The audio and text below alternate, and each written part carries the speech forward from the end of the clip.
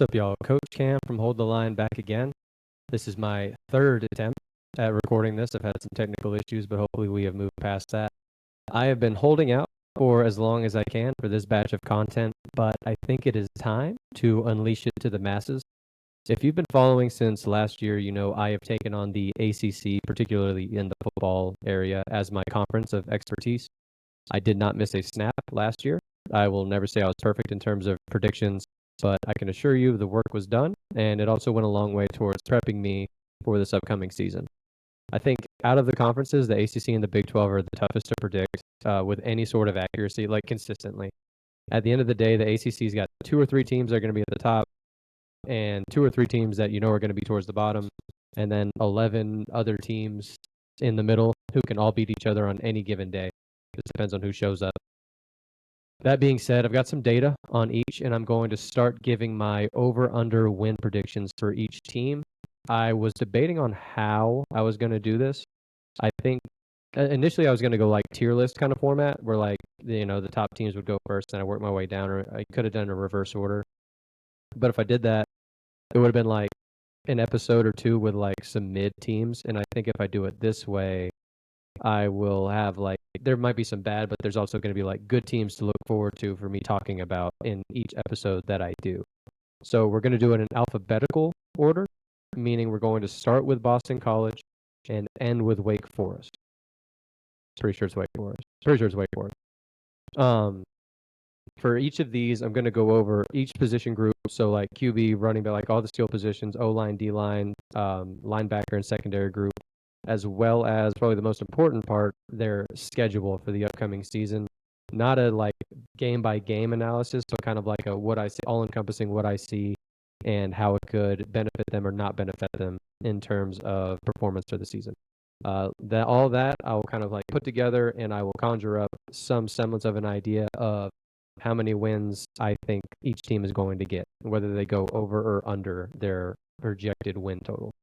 As I was saying, we're going to start with Boston College. Boston College was a fun little team to watch last year. A lot of the ACC teams, like, unless you're like really diving into it, you don't know kind of the ins and outs. But this is a team, a lot of people knew about this, had some drama, especially like midway through the season with their quarterback, Thomas Castellanos, who is now at Florida State. We'll talk about him in another episode.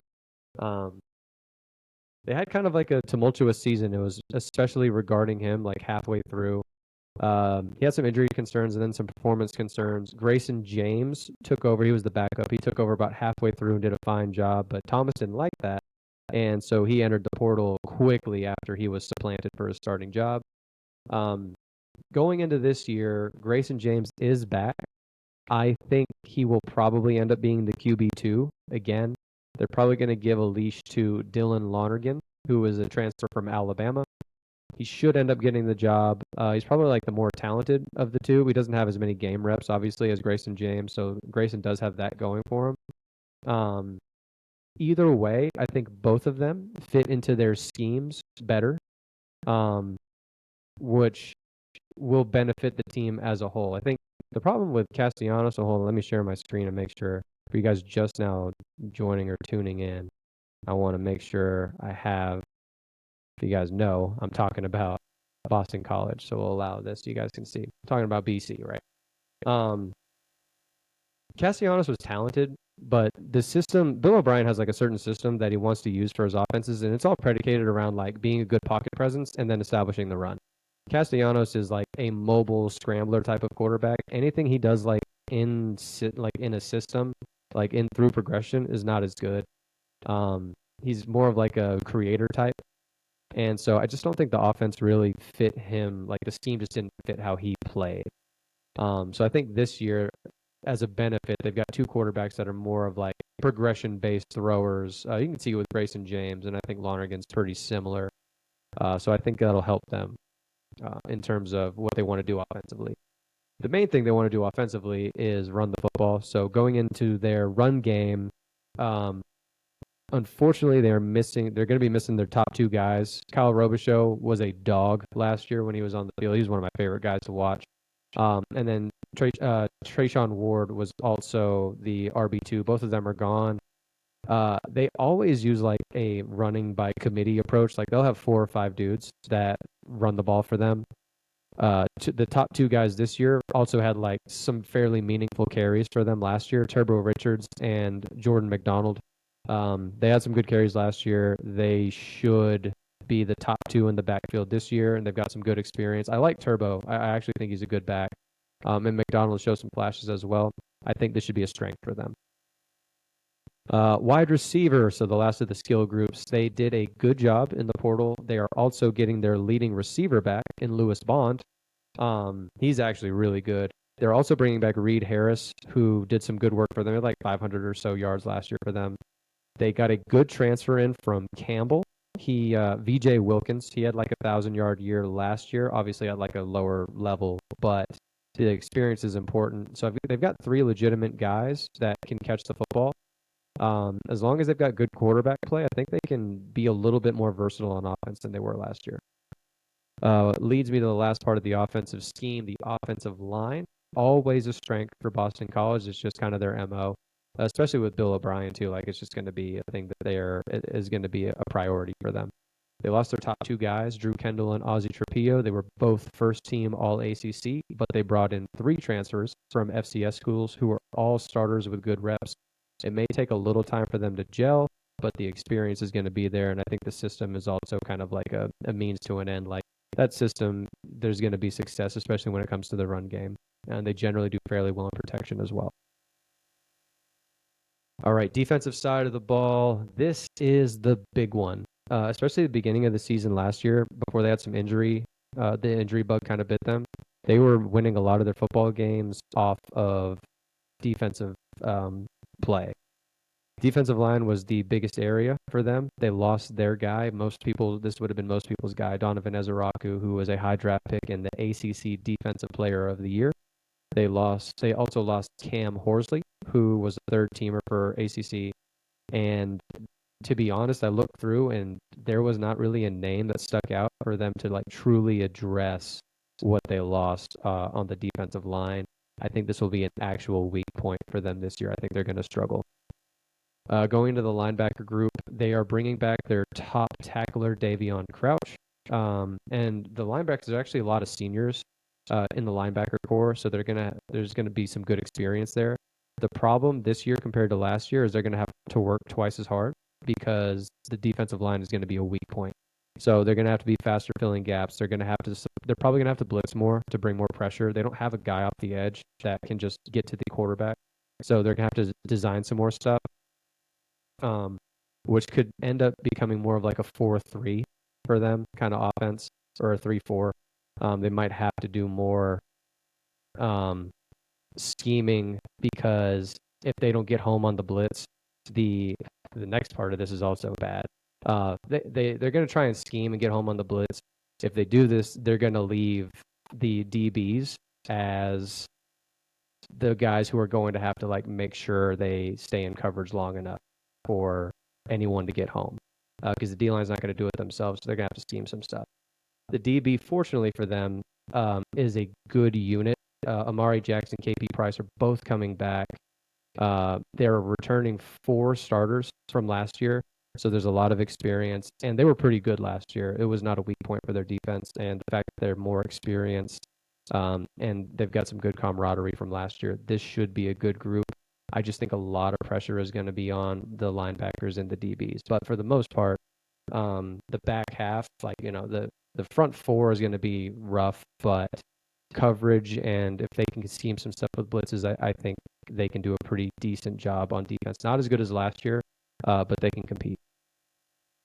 Special teams I normally don't talk about, but because they were so laughably bad last year, I think it's worth mentioning.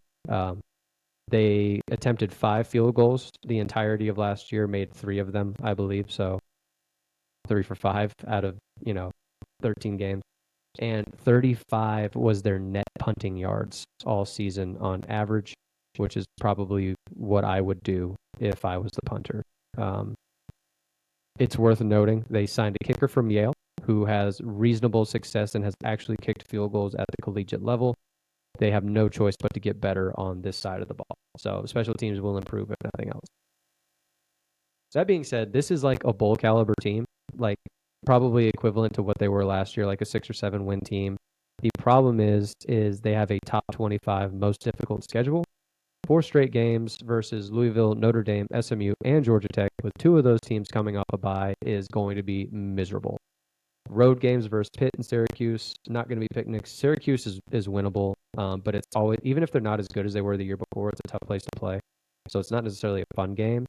And then on the road versus Michigan State as a non-conference, they beat Michigan State last year in a close one. I'm pretty sure Michigan State is better, and I'm pretty sure they're looking for revenge. So that's going to be a tough game as well. My final prediction for these guys, this is not like final, but for now, Vegas has the futures win total at 5.5. I think they're like a 6-win team, but there's not 6 wins on their schedule because it's too difficult. I have them at 5 wins and missing a bowl game.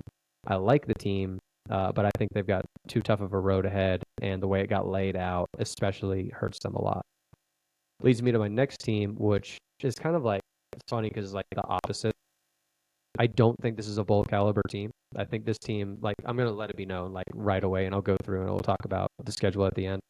I'm going to let it be known Cal is worse than Boston College in almost every facet of the game this year. I think Boston College is a better team. They play each other at some point during the year, and I have Boston College winning the game. That being said, we'll go position by position as to why they're not very good. Start with QB. The biggest thing that hurts them is losing Fernando Mendoza. My friends, they all know that this dude is the truth. He will be a future NFL player. That's coming from me. He was my favorite quarterback, second favorite quarterback, in the ACC last year. I loved watching him play. I think he's got some swag. He had a horrible offensive line that just left him hung out to dry, and he stayed in there and delivered footballs. Had a really good year, I think, considering everything he had going against him. He is in the SEC now, so he's no longer going to be like under the radar, and I look forward to watching him under some brighter lights.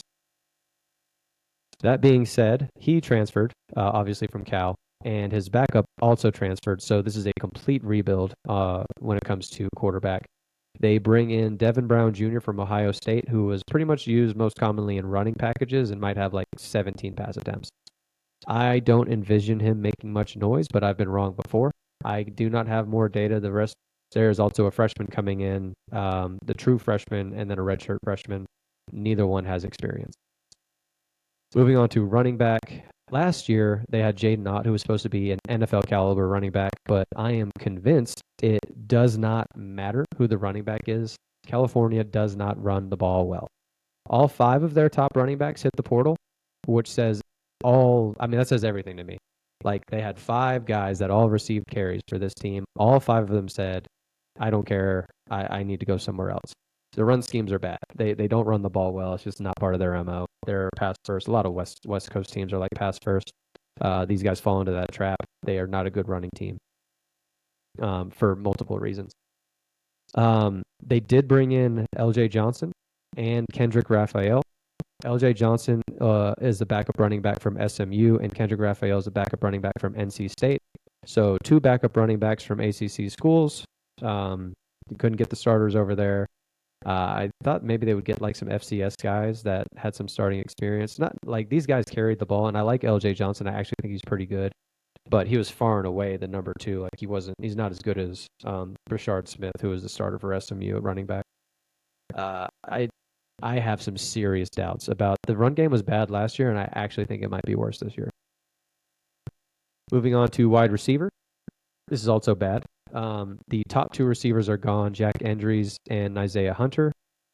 Both of those guys and they had a great quarterback throwing to them, so they were pretty dangerous in the pass scheme, and they like to throw the ball anyway, so they need to have 1 or 2 guys that can be like potential 1,000-yard guys. They brought one in, his name is Jacob DeJesus. He is from UNLV. He is a 1,000-yard guy. Otherwise, I don't see much to be excited for. Offensive line. The offensive line was easily the worst part of their game last year. Awful with the run. They let Mendoza get sacked like 50 times. They are blowing it up completely and bringing in 5 transfers who all started the majority of their games last year in whatever school they played in. So in my mind, it can only improve. It might take some time for the unit to gel, but it cannot be worse. That being said, I still do not think it will be good. And I also think it'll take time for them to like really like gel and start to work together well. Move to the defensive side of the ball. Oh, I forgot. Hold on, you guys. We're not live, so I'm not being like held accountable. So I got to switch over and share the screen again because I got to make sure that we go to California. So you guys know I'm talking about California, not that guy. That guy. Share the screen. Going to Cali. All right, we've been at Cali for like a good 3 or 4 minutes now. Just in time for the defensive side of the ball, but here they are. All right, so defensive side of the ball, start with the line. They lost their top sack getter in Xavier Carlton. They're returning 2 starters, and they're bringing in 2 transfers. I doubt the pass rush is as good as it was last year, but it should still be good against the run. Linebacker is probably the most interesting one. Their main guy, Cade Uluave, is back. He's like the engine for the entire defense. He is coming back. He was hurt for a lot of last year, and it's kind of his style of play, which is it's like a good and bad. It's good because he's sideline to sideline and is a hawk for the ball, but the style of football almost always leaves him injured or banged up in some capacity. Last year, it was an issue only to an extent. They had Teddy Buchanan as kind of like the other linebacker in the group, and he was probably their best tackler overall. And as long as he was on the field, even if Cade was out, they were pretty good overall.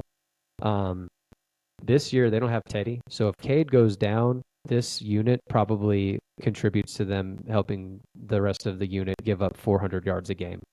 The depth is a real issue for me with these guys. After Cade, there's not much. This is another unit that took a big step back is the defensive backs. The main reason they were so competitive in their games is because of how many turnovers they forced. It was like 17. They were like plus 17 in turnover margin. The main reason is because of Noel Williams, and he had like 7 picks.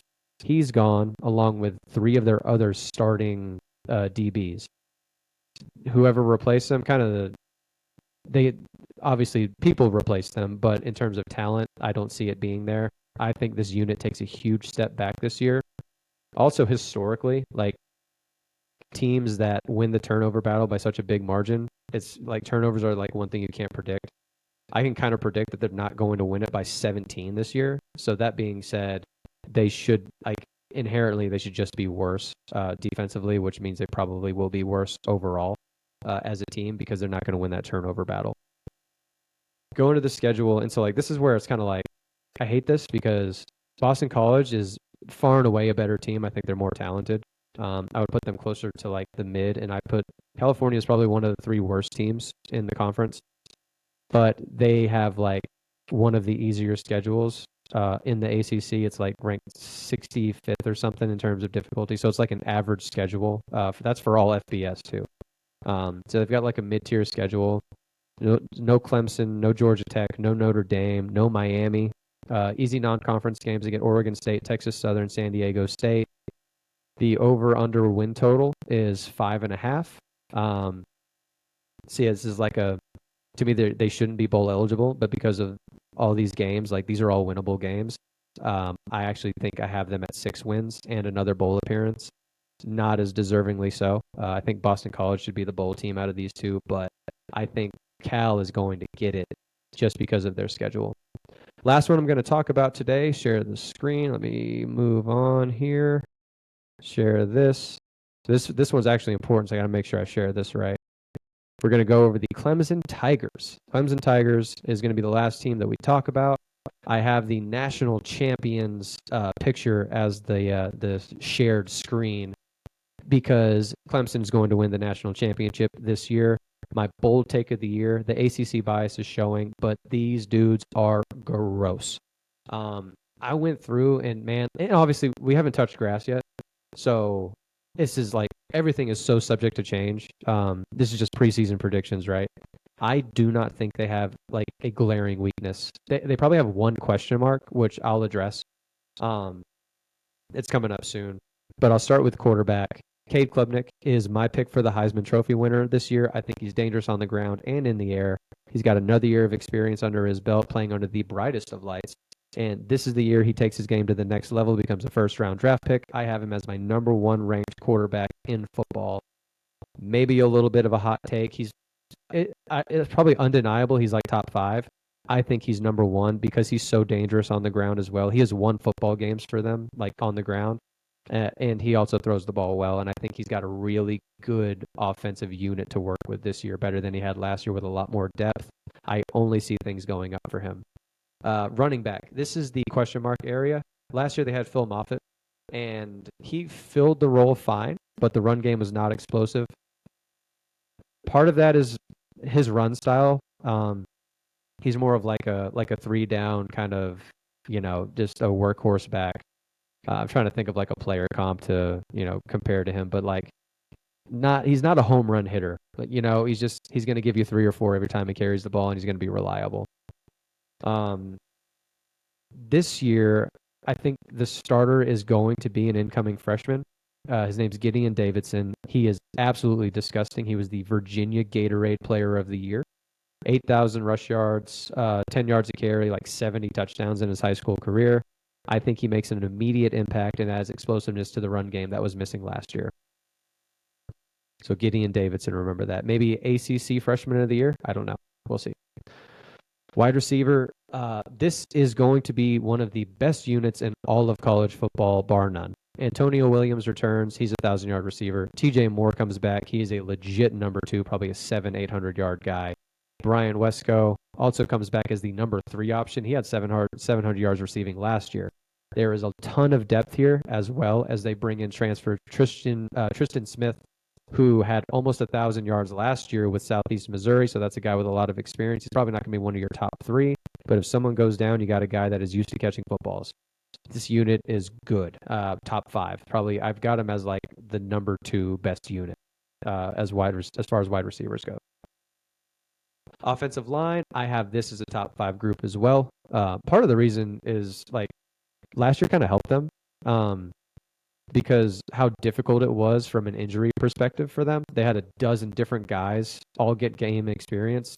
10 of them are coming back. So this should be one of the most improved aspects of the game. There's more depth now. Guys that like have been under the lights have been playing. So even if someone goes down, anyone that they bring in to replace them has already played and kind of knows what to expect from a scheme standpoint. I don't think it'll take long for them to gel either. I think this group is going to be good. Move on to the defensive side of the ball. As this is just like Clemson's MO. As per usual, they are going to be stout on this side of the ball in all areas. D-line, they lost a couple pieces, but they bring almost everyone back and added one of Purdue's top sack getters in Will Helt. So Dabo says they have more depth than they had last year, and they were good last year for the most part, so I see them being strong again here. Linebacker, losing Barrett Carter is tough, obviously, but they are returning the ACC Defensive Rookie of the Year in Sammy Brown, who will absolutely be an NFL player before long. This group should still be good, as they also added Jeremiah Alexander from Bama as well for depth. Sammy Brown's going to be a difference maker, though. His second year, got some good reps last year. I think he's going to be a dog. DB, so this is, along with the O-line, this is probably the area where they got bit most by the injury bug. Perennially, they are a top 10 unit, but were somewhere probably in like the 20s last year. They just couldn't stay healthy. Healthy group this year led by Avion Terrell and Khalil Barnes. They should get back to being a top 10 unit like they are almost every other year. The only negative part about their year coming up is probably the schedule. It's the top 30, difficult schedule. But I would say in most of these matchups, they're like the team to beat. Week 0 versus LSU, that's going to be fantastic. Might end up setting the tone for how the year goes. They have Georgia Tech on the road. That's one to watch out for. They almost always beat a top 10 every year. But so, I mean, and Tech knows this, so they're going to be ready for that game. I think both teams will be ready, but that's one to definitely watch out for. That'll be tough. They miss Miami, they miss Notre Dame, and they get SMU at home. Their other road games, UNC, Boston College, Louisville, and South Carolina. Most of that's pretty manageable. Louisville and South Carolina are tougher opponents, but Louisville's a revenge game for them. They lost to them at home last year, and I think they're going to be out for blood this year. South Carolina might have the opposite kind of impact. Like that's going to be a tough one. So if I see them losing one of those, it would probably be the South Carolina game. I think South Carolina is going to be dangerous too. But most of it's manageable. Their over under is 9.5, and I have them easily eclipsing this. Easily, like 11-1 is 11-1 is doable. Obviously, they losing one game an entire season is difficult. With the way football is, there's a lot of parity. I think 11-1 is attainable. I think 10-2 is automatic, which should be enough to obviously will be enough for the over under, but also will be enough to win the ACC outright. So 10-2 is my prediction for Clemson this year. These take a minute to do, so I'm gonna make a goal to do like 3 or 4 in every video, and then obviously get done before like football season starts. I've got like 4 or 5 weeks to do it, so we're gonna be pacing pretty well. I'll at least do 3 in the next one. It looks like since we're continuing alphabetical order, Duke, Florida State, and my dark horse for the season, Georgia Tech. So those would be the 3 on the docket. I'll post that one next week, and I'll probably try. We'll see what the pacing looks like. I may do 2 next week, but I'm at least going to do those 3 and then see if I want to do the next 3 either that same week or the following. Leave a comment, leave a like. Let me know what else you want to see. This is kind of my plan as far as like the first part of my preview for the season. Obviously, it's fast approaching. We've got like a month and a couple weeks before week 0. So very excited, but I want to at least make sure I get this out. I can also do like some tier lists for like skill groups, position groups. Like we talk about the QBs, talk about, running backs, wide receivers. I'm perfectly fine to get into the nitty gritty on that stuff as well. I just got to hear from you guys if that's something you want to talk about or not. Otherwise, keep an eye out for this content. This is going to be coming every week at least. Keep an eye out for what Will is going to be posting, where it's like a sprint to the start of the football season now. So we're getting as much stuff out as we can to get everyone ready and prepped for the season that is to come. Other than that, again, make sure you follow us. Follow us on the gram. Follow us on YouTube, and make sure you ring the bell so you can get the notifications whenever we drop something. Thank you guys for watching, and I will see you next time.